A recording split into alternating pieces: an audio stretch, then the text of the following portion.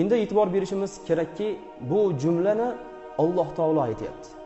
Nimaga?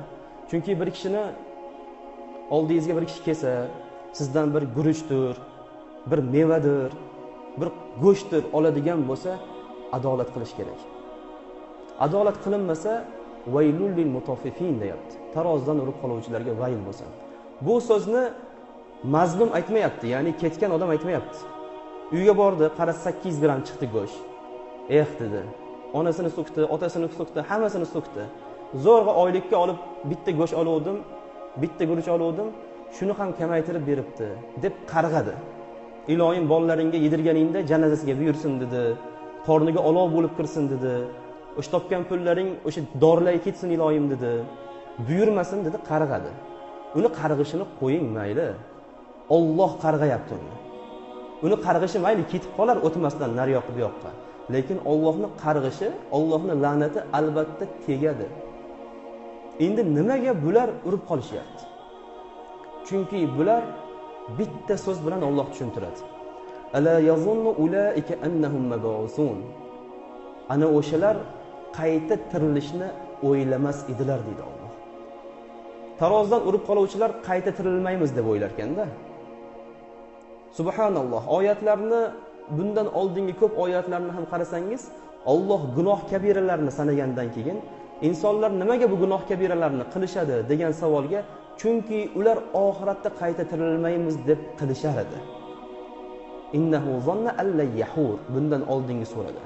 Chunki u qayta tirilmayman deb o'ylardi. O'shaning uchun gunoh qilardi. Bunda ham Alloh taolo aytayapti. Nimaga tarozidan urib qoladi degan savolga javob, ala yazunnu ulaika annahum mab'usun. Chunki ular ana o'shalar deyapti Alloh. Qayta tirilmaymiz deb o'ylashardi. Qayta tirilishni o'ylashmas edi. Qayta tirilishni o'ylagan odam tarozidan urmas ekanda. Qayta tirilishni o'ylagan odam birovning haqqini yemas ekan. Faqat taroziga urmaylik. Bunda hamma ketadi. Bir kishini ishlatdingiz, mardikor qilib ishlatdingiz, ishchi qilib ishlatdingiz. Puliga kelganda dogovordagi pulni bermadingiz, ishini zo'r qilib berdi, lekin senga bu ko'p deb turib yarmini berdingiz. Urdingiz siz uni. Alloh taolo bunga vayl deyapti. Xo'p, umuman hamma sohada labbay degan gap bor go'sht sohasida. Agar shunaqa qiladigan bo'lsa, qiyomat kuni ana shunday labbay deb javob berishadi Allohning oldida. Alloh taolo vaylul lil mutaffifin, tarozidan urib qoluvchilarga vayl bo'lsin deyapti.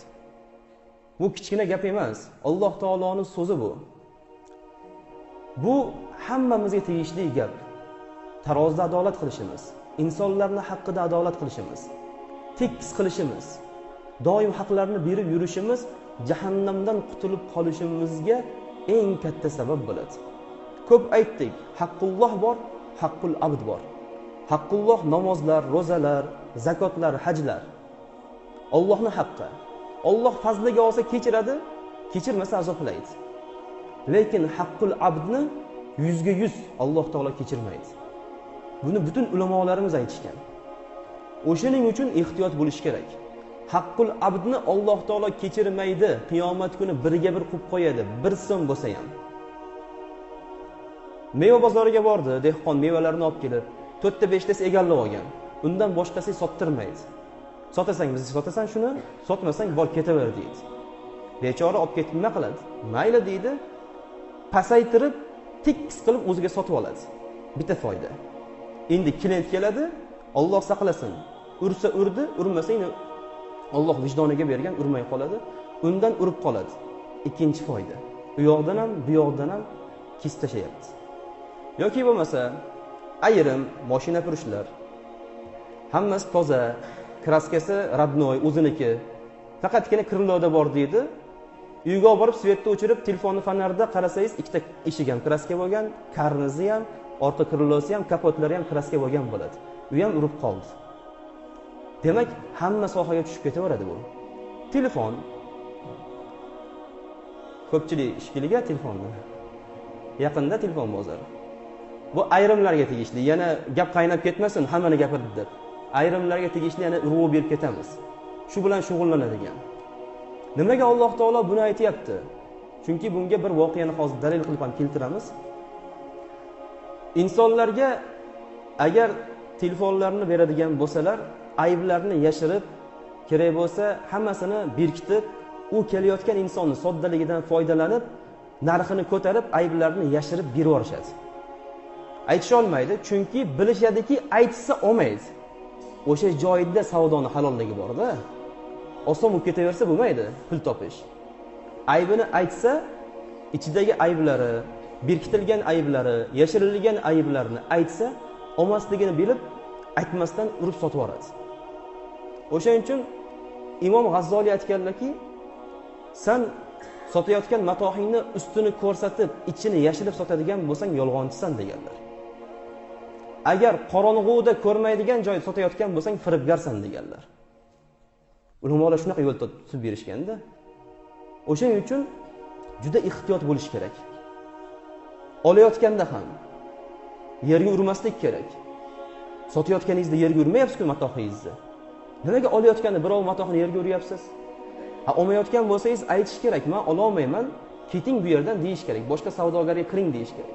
Haqqi yo'q, birov olib kelgan matohini yerga urishga haqqi yo'q. Ayniqsa mashina sotayotganda, telefon sotayotganda, bitta buyumni, o'zi ishlatib turgan buyumni sotayotganda inson ko'pincha muhtojligidan sotadi.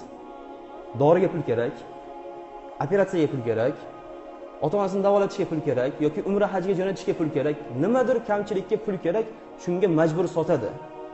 Sotayotganda u biladi-da, savdogar, bekorga kelmayapti bu, muhtoj. Hozir atrofdagi 4 ta uzumga tegishli birodarlarni ham terib qo'ysam, u ham o'sha narxda ushab turadi, suni qilib, bu ham o'sha narxda ushaydi, majbur bizdan boshqa sotmaydi. Ayrimlar shunaqa qiladi. Kelgandan keyin oladi, u yoqqa qaraydi, bu yoqqa qaraydi, bozor ko'tarmaydi, buni narxi past. Mana ko'rsating xohlaganingizga deb o'zini shogirdiga yoki yaxshisiga chiqarib oladi, yaqiniga. U ham aytadi, bu ham ko'tarmaydi, shunaqa deydi. U endi ikkita odam aytgandan keyin ruhiyat sanatida mayli, sal qo'shib bersanglar xursand bo'laman deydi. $1000 telefonni $500, $700 ayrim deyilyapti yana. Mubolag'a bo'lib ketayotgan bo'lishi mumkin. Bu tushunishimiz uchun aytilyapti bu mavzularni. $500 deydi, mayli insof qilib sizga $510 qilib beraman yoki $550 qilib beraman deydi. U bechora o'zini matohini shunga sotganiga xursand, ketadi. Lekin boshqa klient kelganda $100 ustiga qo'yib yuboradi. O'shani sal kamroq qo'yib, bu bechoraga sal ko'proq qilib bergan deydi, haqiqiy mu'minning sifati bo'lardi. Oson emas. Bu sifat bilan sifatlanish juda qiyin. Nimaga? Chunki payg'ambar alayhisalom aytganlar: "Voy savdogarlar, sizni tovaringiz ustida, sizni mahsulotingiz ustida shayton bilan gunoh hamroh turadi. Ehtiyot bo'ling" deganlar. Sadaqalarni aralashtirib turing savdoyingizga deganlar. Ya'ni ko'p sadaqa qiling sizlar, chunki birovlarning haqqi o'tib ketib qoladi sizlarga deganlar. U majbur olib kelyapti. Bilasiz, $1000 telefon. Birodar, bu $1000 $950 ga olaman. Shunda $50 foyda qilaman deb ochiq aytavering. Qo'rqmang. Alloh taolo uni qalbiga shunaqa yumshoqlik berib, oling, mard ekansiz deb ketishi mumkin. Abu Hanifa rahmatullohi alayhi mazhabboshimizni bir yo'llarni biz aytib o'tib ketamiz. Bir ayol ipak matoni ko'tarib keldi. Katta savdogar bo'lganlar, Abu Hanifa rahmatullohi alayhi. Keldida 50 tangaga sotaman shuni sizga dedi. Abu Hanifa rahmatullohi alayhi qaradilar, u yog'iga qaradilar. Bu juda qimmat matoh ekan. Yana so'rasang yana beraman, qanchaga sotasan dedilar. 100 tanga bering deb bo'ladi dedi. Undan ham qimmatroqqa kelaveradi bu. Yana so'ra, men undan ham ko'p foyda qilishim mumkin. 200 tanga bering bo'pti dedi.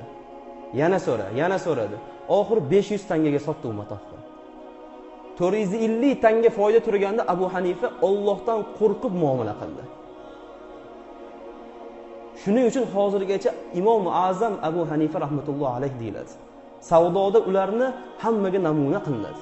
Mazhabboshimiz deyiladi-yu, savdoga kelganda boshqa yo'lga o'tib ketib qolinadi-da. Bunda ham turish kerak. Abdulloh ibn Muborak rahmatullohi alayhining oldilariga atrofdagilar: "Ey shayx, bir taqvo haqida, parhez haqida kitob yozmaysizmi? Odamlarning taqvosi buzilib ketyapti" deyishganda Abdulloh ibn Muborak aytdilarki, "Men Kitabul Bay kitobini yozib qo'ydim-ku" dedilar. Oldi sotdi kitobini yozib qo'ydim, o'shani o'zi taqvo dedilar. Kim o'sha kitobni o'qib chiqsa, bo'ldi, insonlar taqvoga qarab yuradi degani bu. Eng katta taqvo oldi sotdida bo'ladi. O'shani Abdulloh ibn Muborak aytdilar. Demak, biz kelayotgan mijozlarga ham sotayotgan tovarlarimizni hammasini Alloh buyurganidek muomala qilishimiz kerak. Berayotganda urib qolib, olayotganda tekis qilib, faqatgina o'zimizni o'ylaydigan bo'lsak, qiyomat kuni Alloh taoloning oldida javob berish bor. Xo'p, endi savol tug'iladi. Nimaga bular bu ishni qilishadi? Nimaga tarozidan urishadi? Nimaga birovi mol tovarini ayb nuqsonini yetkazib turib, keyin unga o'sha aybi nuqsoni bor deb turib olishadi va sotayotganda aybi nuqsoni yo'q deb sotishadi? Nimaga degan savolga Alloh taolo aytadiki, boyaga oyat. Ular qayta tirilishga ishonishmas edi. Qayta tirilishni o'ylashmas edi. Liyawmin azim. Buyuk kun uchun qayta tirilishni o'ylashmas edi.